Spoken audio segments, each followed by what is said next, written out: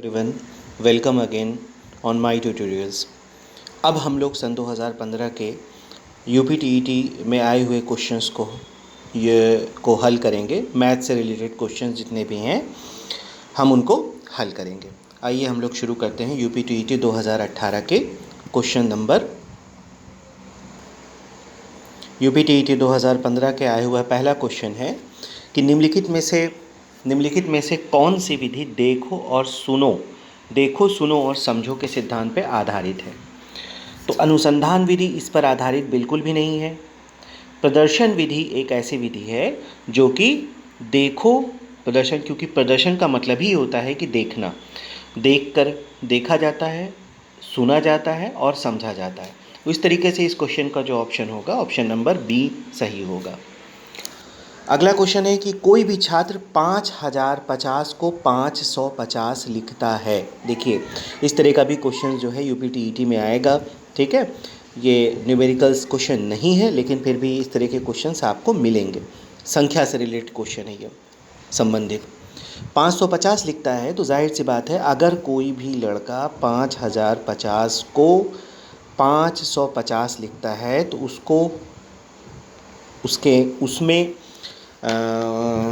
उसकी स्थानीय मान, यानी उस छात्र को स्थानीय मान या प्लेस वैल्यू चार्ट का बिल्कुल भी ज्ञान नहीं है। तो इस तरीके से इस क्वेश्चंस का जो ऑप्शन नंबर ए होगा, स्थानीय मान की अवधारणा का सही से ज्ञान न होना, वही सही माना जाएगा। चलिए, इस तरीके से क्वेश्चन नंबर 2 कंप्लीट हो जाएगा। अब हम लोग आते हैं क्वेश्चन नंबर 3 पर। क्वेश्चन नंबर 3 कहा जा रहा है कि 20 सेंटीमीटर भुजा के समबाहु त्रिभुज का क्षेत्रफल। समबाहु त्रिभुज किसको कहते हैं, पहले ये देख लीजिए। समबाहु त्रिभुज का मतलब होता है ऐसा त्रिभुज जिसकी तीनों भुजाएं समान हो। जैसे ये हमने त्रिभुज बनाया, अगर इस त्रिभुज में 3 भुजा होगी, किसी भी त्रिभुज में 3 ही भुजा हो सकती है, 4 भुजा नहीं होती है। समबाहु का मतलब ये होगा कि इस त्रिभुज में तीनों भुजाएं समान होंगी। मतलब कि आप अगर इसका नाम ABC रख लें तो AB बराबर BC बराबर AC का। समबाहु त्रिभुज का क्षेत्रफल निकालने का एक सूत्र होता है, इसको आप नोट डाउन कर लीजिएगा। √3/4 इंटू भुजा का वर्ग या साइड स्क्वायर कहते हैं इसको। ठीक है, समबाहु त्रिभुज का क्षेत्रफल निकालने का सूत्र होता है √3/4 इंटू साइड स्क्वायर। तो आपको क्या करना है, मतलब आपको ये तो फॉर्मूले से आ जाएगा √3/4, लेकिन साइड जो है वो आपकी क्वेश्चन में दिया रहेगा। तो मतलब आप देखो यहाँ पर √3/4 कर लो, और साइड जो है वो आपकी 20 सेंटीमीटर है, इसका स्क्वायर करो, ओरल करो, तो 20 20 में 400 होता है। काट दो यहाँ पर 100√3, ऑप्शन नंबर बी आपका सही हो जाएगा। इस तरीके से आपका ऑप्शन नंबर बी जो 100√3 है, यही आपका करेक्ट ऑप्शन माना जाएगा। चलो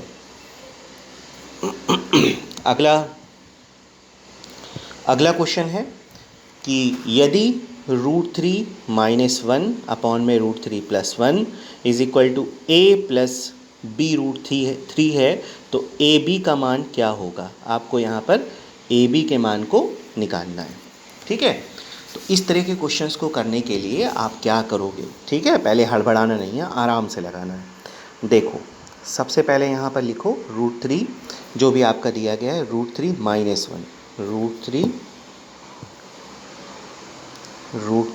1 अपॉन में √3 + 1। ठीक है, अब यहाँ पे जो हर की गिनती, जो डिनोमिनेटर है आपका, उसी के अपोजिट साइन को नंबर लेते हुए आप ऊपर नीचे मल्टीप्लाई करो। मतलब यहाँ पे √3 + 1 था, तो हमने इंटू में क्या कर लिया, √3 - 1 डिनोमिनेटर में, और न्यूमिनेटर में भी √3 - 1 कर लिया। अब ज़रा देखो इसको कैसे बनेगा ये। √3 - 1 और √3 - 1 एक जैसा है ना, इसको मतलब सेम टू सेम है। आप इसको ऐसे लिख सकते हो, √3 - 1 द होल स्क्वायर। ठीक, और यहाँ पर अपोजिट साइन पे दिया गया है, एक बार प्लस में दिया गया है, एक बार माइनस में दिया गया है, तो यहाँ पर आइडेंटिटी यूज़ हो जाएगी a² - b² की, है ना। तो यहाँ पर हो जाएगा √3 का स्क्वायर माइनस 1 का स्क्वायर। ठीक है, इतनी चीज़ याद रखो पहले, क्या किया हमने, √3 - 1 का स्क्वायर, 1 का होल स्क्वायर और अपॉन में √3 का स्क्वायर -1 का स्क्वायर। ठीक, चलो आगे देखो, √3 - 1 का होल स्क्वायर अपॉन में √3 + 1 √3 - 1, तो यहाँ पर हो गया था √3 का स्क्वायर -1 का स्क्वायर। अब फिर से आइडेंटिटी यूज़ करो a - b the whole square की। ठीक है, तो √3 का square 3, a square plus 2ab 2a, a की वैल्यू √3 और b की वैल्यू 1। ठीक है, अच्छा एक चीज़ यहाँ पे ये भी है, यहाँ पे प्लस नहीं, यहाँ पर माइनस होगा, यहाँ पर आप माइनस कर देना। क्या कर देना, मतलब √3 का स्क्वायर जो है आपका, √3 का square 3 - 2ab plus b square. ठीक है, और नीचे क्या आ जाएगा, √3 का स्क्वायर था तो वहाँ पर √3 का स्क्वायर ना, और यहाँ पर था, यहाँ पर आ जाएगा 3 - 1। ठीक, चले √3 का स्क्वायर क्या आ गया, 3 आ गया, और यहाँ पर क्या आ गया, 2√3 आ गया, प्लस 1 आ गया, अपॉन में 2 आ गया। ठीक, अब देखो यहाँ पर क्या होगा, 3 और +1 दोनों जोड़ दो तो आ जाएगा आपका 4 - 2√3 अपॉन में 2 ना, 2√3, 4 - 2√3। अब क्या करोगे इसके बाद, इसके बाद देखो यहाँ पे आ गया 4 - 2√3 अपॉन में 2, ये था। इन दोनों को कॉमन ले लो, 4 और 2 को कॉमन लेते हैं, 2 आ जाएगा, 2 - √3 और अपॉन में 2, 2 से 2 कैंसिल कर दो, आंसर आपका आ जाएगा 2 - √3 ना, 2 - √3। यहाँ पर जो चीज़ें दिया गया है वो क्या दिया गया है, देखो इक्वल टू दिया गया है a + b - √3। अब इसकी इक्वालिटी चेक करो। ठीक है, अगर हम इसको काट दिया हमने और इसकी इक्वालिटी चेक करो तो a, देखो a जो है वो 2 के बराबर हो जाएगा। ठीक, और b जो है b√3 है ना, इसका मतलब यहाँ पे b की वैल्यू क्या हो सकती है बताओ, √3 हो गया, बगल में 1 हो सकता है, लेकिन b की वैल्यू में क्योंकि यहाँ माइनस लगा हुआ है इसलिए b की वैल्यू -1 हो जाएगी। तो a = 2 आ गया, b = आ गया -1। तो आपका ऑप्शन नंबर कौन सा सही हो जाएगा, आपका ऑप्शन सही हो जाएगा ऑप्शन नंबर सी। इस तरीके से ये क्वेश्चन कंप्लीट कर लिया जाएगा।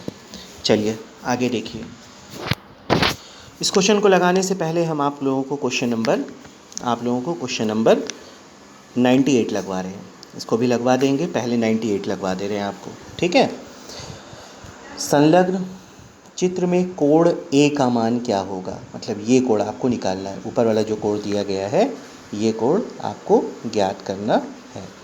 ठीक है, सबसे पहले आप त्रिभुज बना लीजिए ऐसे, यहाँ पर आपका क्या दिया गया है, ये a दिया गया है, ये b दिया गया है, ये c दिया गया है, यहाँ पर ये कोण का भी मान दिया गया है, कितने डिग्री, 108 डिग्री दिया गया है। ठीक है, तो आप सबसे पहले 180 से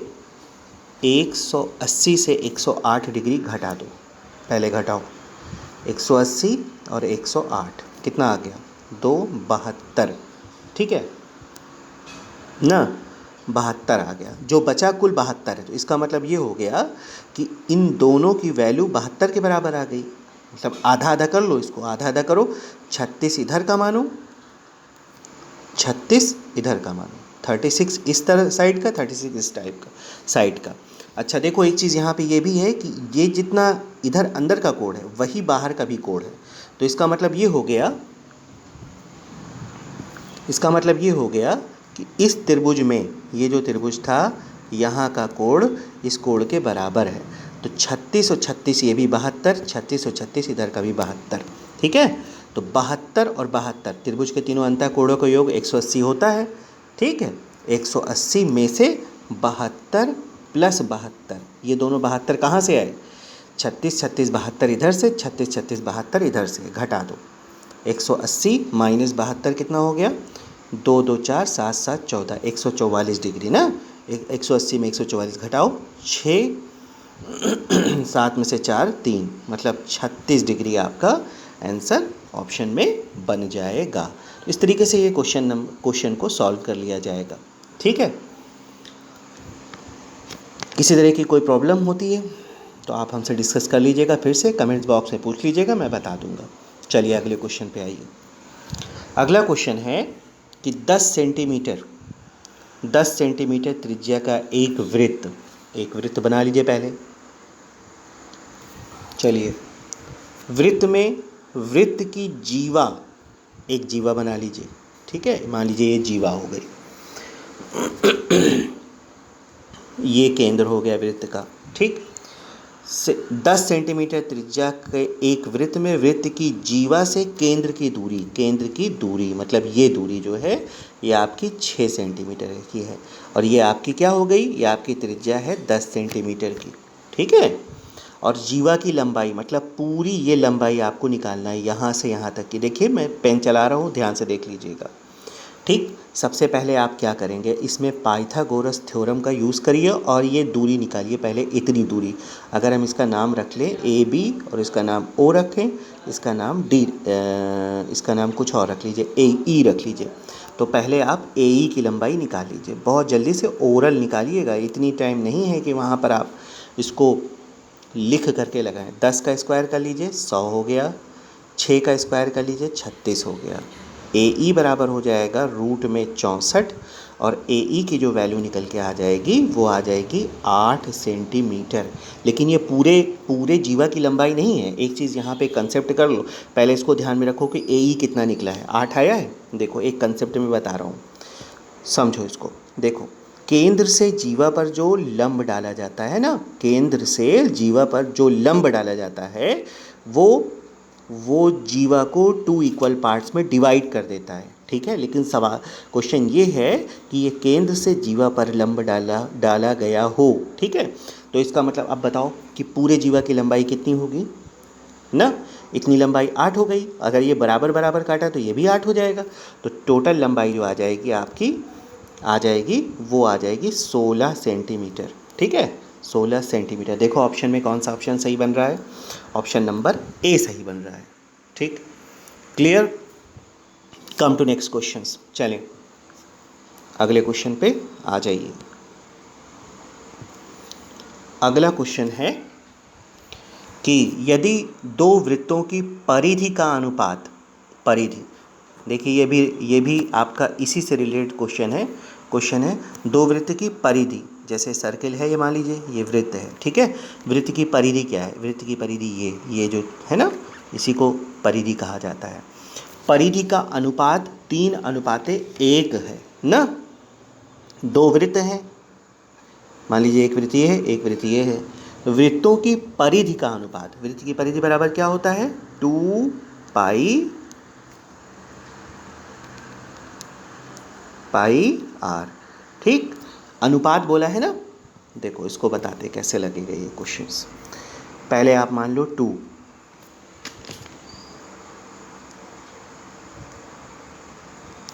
पाई, ठीक है, पहले में मान लो R1, दूसरा फिर से नीचे लिखो 2 पाई R2। ठीक, बराबर कितना है, 3:1। देखो समझो इसको, परिधि का अनुपात कहाँ है ना, अनुपात का मतलब बटे ही होता है। ठीक है, 2 से 2 काटो, पाई से पाई काटो। अब देखो त्रिज्याओं का अनुपात निकल के आ गया, क्या हो गया, 3:1, मतलब R1 3 है, R2 कितना है, 1। वृत्त का क्षेत्रफल का अनुपात निकालना है ना, क्षेत्रफल। वृत्त का क्षेत्रफल का फार्मूला क्या होता है, वृत्त का क्षेत्रफल का फार्मूला होता है पाई आर स्क्वायर, क्योंकि अनुपात कहाँ है ना, तो दोनों का, एक का R1 स्क्वायर कर लो और दूसरे का कर लो पाई R2 स्क्वायर ना। पाई से पाई काट दो, R लिखो, R कितना है, देखो R1 ना 3 था, 3 का स्क्वायर कर लो, और R2 कितना था, 1 था। ठीक है, 3 का स्क्वायर करोगे 9 और 1 का स्क्वायर करोगे 1, तो इसका अनुपात क्या बन जाएगा, इसका अनुपात बन जाएगा 9:1। देखो ऑप्शन नंबर कौन सा सही हो गया, ऑप्शन नंबर बी सही हो गया। ठीक है इसका। चलिए अगले क्वेश्चन पे आ जाइए। अगला क्वेश्चन है कि एक घनाभ की लंबाई, चौड़ाई और ऊंचाई का अनुपात 6:5:4 है, जबकि उसका संपूर्ण पृष्ठ 5328 वर्ग मीटर है, तो उसकी लंबाई, चौड़ाई और ऊंचाई होगी। ठीक, देखो कैसे निकलेगा ये। सबसे पहले घनाभ का संपूर्ण पृष्ठ का फॉर्मूला क्या होता है, थोड़ा लंबा फॉर्मूला है। 2 ब्रैकेट में लंबाई चौड़ाई, लंबाई गुणे चौड़ाई, चौड़ाई गुणे ऊंचाई, ऊंचाई गुणे लंबाई। ठीक है, ये फॉर्मूला होता है घनाभ का संपूर्ण पृष्ठ निकालने का। ठीक, अब देखो यहाँ पे ध्यान देने की बात ये है कि तुमको लंबाई भी चाहिए, तुमको चौड़ाई भी चाहिए, तुमको ऊंचाई भी चाहिए। ठीक है, पूरी की पूरी। लेकिन इस क्वेश्चन में क्या है, इस क्वेश्चन में इन संख्याओं का अनुपात दिया गया है ना। इस क्वेश्चन में इन संख्याओं का अनुपात ही तो दिया गया। ये देखो 6 अनुपात दिया गया है आपका।